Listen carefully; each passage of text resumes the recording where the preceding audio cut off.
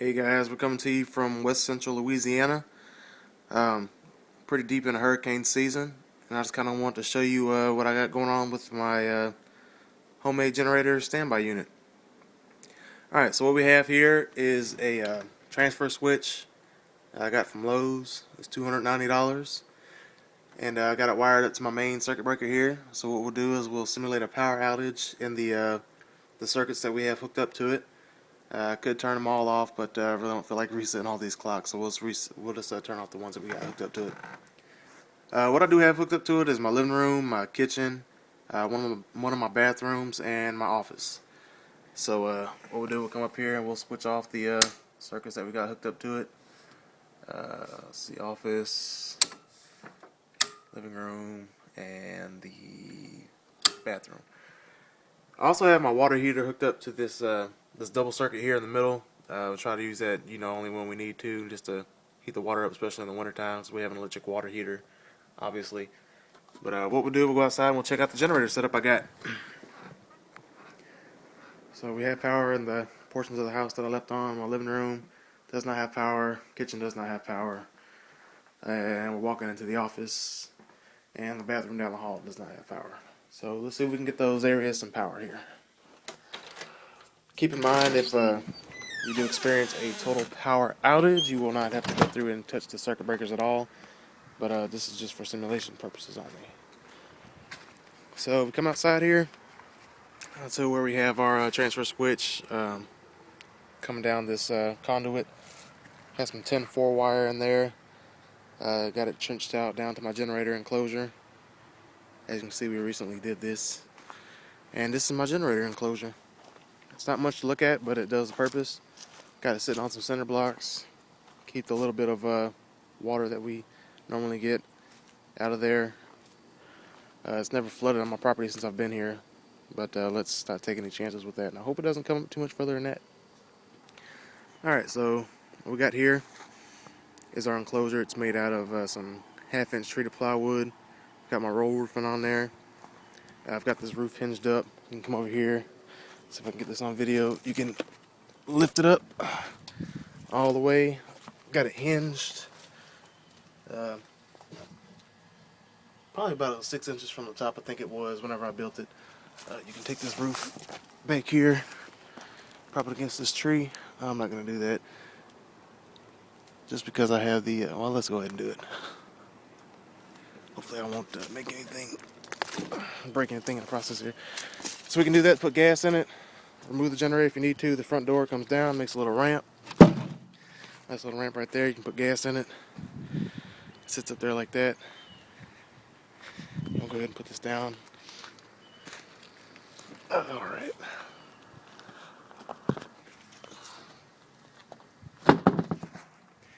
Okay. So after you put your gas in there, you're going to want to leave your roof down to keep it from being exposed to the elements. Come in our enclosure in here, and this is what we're looking at. Got a little bit of soundproofing in here. It's available from the flooring department at Lowe's. I forget exactly what it's called, but it makes pretty good insulation. It's flame retardant, keeps vibration down, does a pretty good job of keeping out all the keeping the sound from disturbing our neighbors over here across the street and on the backside. We have power in this setup is a Harbor Freight Special Predator generator, 7,000 watts. A lot of people are pretty reluctant to buy these as their main generator just because they're so cheap. This is $5.99. But I read a lot of good reviews on it, and it's worked out pretty good for me so far. So this is also going to serve as a little video review for this generator. We'll do a load test on it, take a couple voltage readings, and we'll let you decide for yourself. I've already ran this a little bit today, so it's already kind of warm. We'll go ahead and start it up. I've got my fan back here. This is a high velocity fan, available from Lowe's. This is about $50. Does a pretty good job keeping it cool in here. So I've got this vent here, sucking the air in. We've got it blowing directly on our air intake right here. And coming around to the other side, one good thing about this generator is that the exhaust is pretty fairly concentrated. As you can see right there, comes out, blows directly out this vent right here. It stays pretty cool in here. It doesn't really get above about 120 degrees, I guess. It doesn't sound like it's cold, but the generator seems to handle it pretty well. Will run with this door closed. If it's raining, I prefer to leave it open in the daytime if it's not raining outside, just to make sure it stays cool. But I ran it for about 2 hours so far with the door closed, and it did pretty well. It wasn't too hot in there. So we'll go ahead and crank it up. It's got electric start. This was a good feature. So you don't have to lift the lid up to get it started there. And it's also got a electric recoil backup. So we'll come over here and open up our gas. Hopefully it'll crank right up since I've already ran it a little bit today. I'll find out. I guess it'd help if I turn the choke back down. Let's see.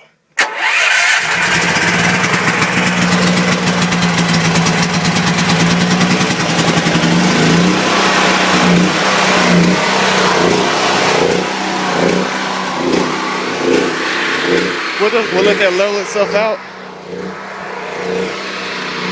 Shouldn't take too long here. Alright, so we'll level it out. We're going to come over here and we're going to plug in our 4-prong wire.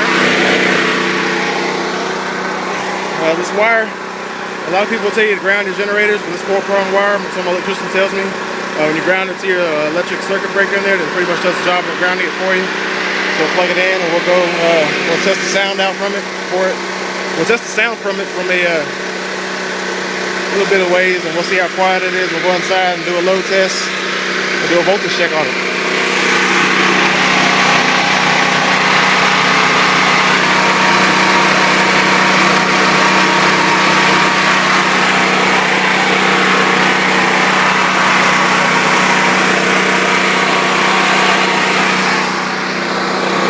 We got some of our fan on too. I forgot that.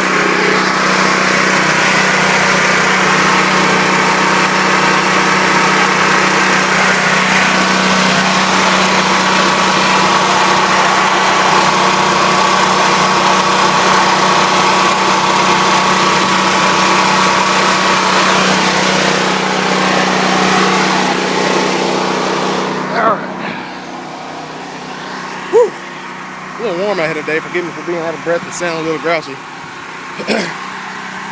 Alright, so that's completely closed up. It's running in there. Now we'll walk around the front of the house and see how quiet it is.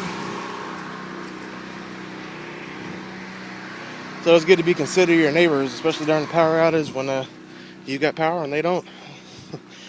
So again, I want to run it when it's cold out here. When it's cold out, when it's hot outside, and you'll have air conditioning and lights, and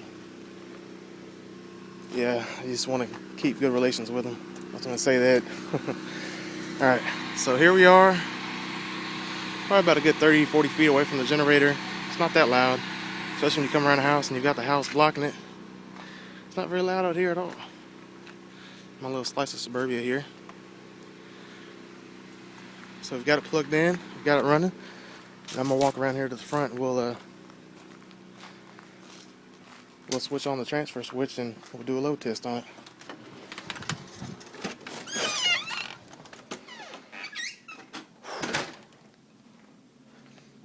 We're running probably about a good 95, 96 degrees outside.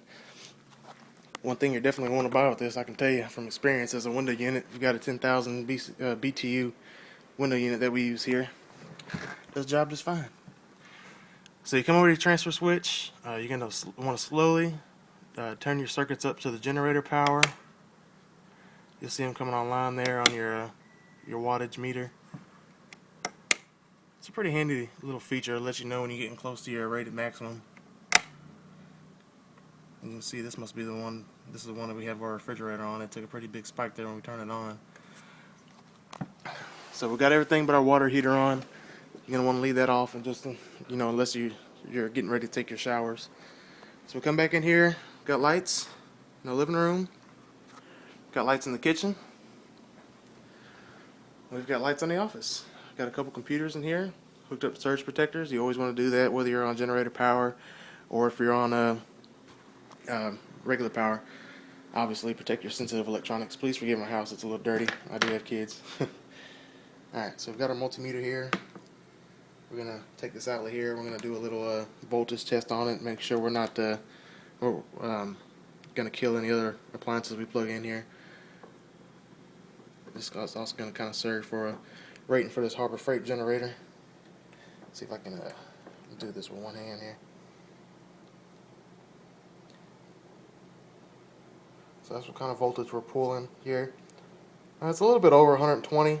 That's not a whole lot to be concerned about. It's better to be just a little bit over than under, because your surge protector will take care of the overages. If you're running things under what they're supposed to be, that can obviously do a little bit of damage, especially if you're working on computers there. So we're doing pretty good on that front. That's me taking the wires out there. Don't have to be concerned about that. We've got a microwave online. We've got a toaster oven that we can use, George Foreman grill. I have a sink full of dirty dishes. The stove is not online. Actually, I left my electronics. Well, it is online just because it's still running on the house power, but it's not on generator power. I asked my electrician about that. That is a 50 amp hookup, and there's not too many generators out there that can do that, unless you start going into the home standby variety. Those are $3,000 and $4,000. So we'll put a little bit of load on our microwave here, and we'll test that out. Come in here and see what we're looking at on our wattage meter here. It says running off generator power. As you can see, it kind of spiked that circuit up a little bit there. Still well under our 7,000 watt maximum, as you can see, but they kind of like to keep it evenly distributed. This A, B, and C I have rated for my living room, so when I put my window unit in there, it'll run it pretty good. We'll still have a pretty good amount of power that we can use there. Just stick it in this window right here and move this couch out the way. We have a TV with satellite. One good thing I like about satellite is it's not really dependent on the power company. Turn that on. I'm sorry, on the cable company, not the power company. It's not as subjective to going out during bad weather. So we have TV, we have computers. Hopefully we'll still have internet. If not, we'll tether our phones up, use 3G. Have our deep freeze online. We have a fridge online. We have some lights, fans. We have cooking. We have air conditioning. We have space heaters in the case of the wintertime. And we got away with that for under $1,000. So it's definitely something to consider if you're looking at emergency preparedness. Whenever your power comes back on, we'll simulate an power coming back on. One good thing about a transfer switch, it doesn't allow any of this power to cross each other.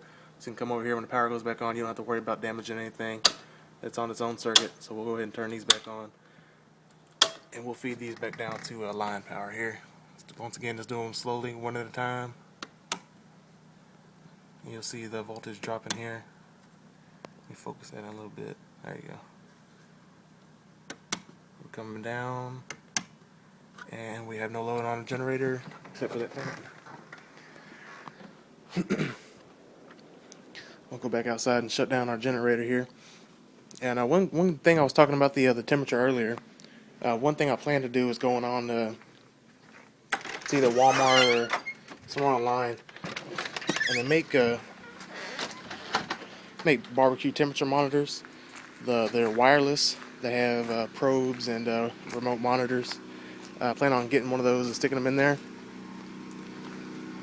You place a probe in the generator enclosure. Place your wireless monitor inside the house, and be able to monitor the temperature from inside there. So we'll go over here and we'll power down our generator.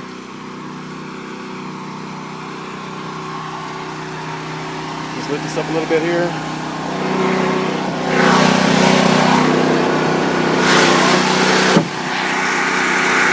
Come over here and turn our gas off. Always make sure to unplug all of your electronics first. Never want to turn the generator down. And as that's it. You just let it run out of gas, turn itself off, make sure you turn your power switch off. There you have it. Home standby generator.